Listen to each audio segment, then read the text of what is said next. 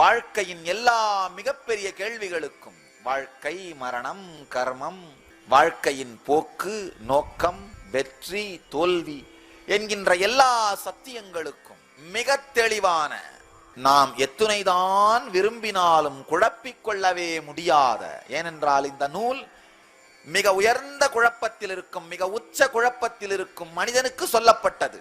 இதற்கு மேல் ஒரு மோசமான குழப்பமான சூழ்நிலையே இருக்க முடியாது என்கின்ற சூழலிலே சொல்லப்பட்டது. போர்க்களத்தில் சொல்லப்பட்ட நூல். ஏதோ ஒரு காட்டிலே, இமயமலை குகையிலே, ஆழ்ந்த அமைதியிலே சொல்லப்பட்ட நூல் அல்ல.